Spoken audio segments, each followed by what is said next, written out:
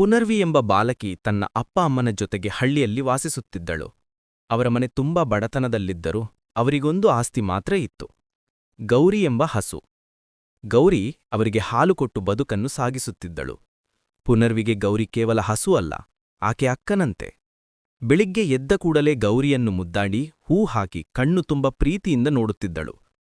ಒಂದು ವರ್ಷ ಹಳ್ಳಿಯಲ್ಲಿ ಭಾರಿ ಬರ ಬಂತು. ಹೊಲದಲ್ಲಿ ಬೆಳೆ ಬರಲಿಲ್ಲ. ಮನೆಯಲ್ಲೂ ಊಟಕ್ಕೆ ಅನ್ನವಿಲ್ಲದಂತಾಯಿತು. ಅಪ್ಪ ನಿರಾಶೆಯಿಂದ ಗೌರಿಯನ್ನು ಮಾರಿಬಿಟ್ರೆ ಕುಟುಂಬ ಬದುಕಬಹುದು ಎಂದ. ಆ ಮಾತು ಕೇಳಿದ ಪುನರ್ವಿ ತೀವ್ರವಾಗಿ ಅತ್ತಾಳು. ಅಪ್ಪ, ಗೌರಿಯನ್ನು ಮಾರಬೇಡಿ, ಅವಳು ನಮ್ಮ ಮನೆಯ ಸದಸ್ಯಳು. ನಾನು ಶಾಲೆಯ ನಂತರ ಕೆಲಸ ಮಾಡುತ್ತೇನೆ, ಆದರೆ ಗೌರಿಯನ್ನು ಬಿಡುವುದಿಲ್ಲ ಅಂದಳು. ಅವಳ ನಿರ್ಧಾರ ನೋಡಿ ಅಪ್ಪನ ಮನ ಕಲುಕಿತು. ಪುನರ್ವಿ ಹಳ್ಳಿಯ ಮನೆಗೆ ಓದು ಕಲಿಸಲು ಶುರು ಮಾಡಿದಳು. ಸ್ವಲ್ಪ ಸ್ವಲ್ಪ ಹಣ ಬರುತ್ತಿತ್ತು, ಅದರಿಂದ ಮನೆಗೆ ಅನ್ನ ಸಿಕ್ಕಿತು. ಗೌರಿಯ ಹಾಲಿನಿಂದ ಹಳ್ಳಿಯ ಮಕ್ಕಳಿಗೂ ಉಪಕಾರವಾಯಿತು. ವರ್ಷಗಳ ಬಳಿಕ ಪುನರ್ವಿ ಶಿಕ್ಷಕಿಯಾಗಿ ನೇಮಕವಾಯಿತು. ಆ ದಿನ ಗೌರಿಯ ಕುತ್ತಿಗೆ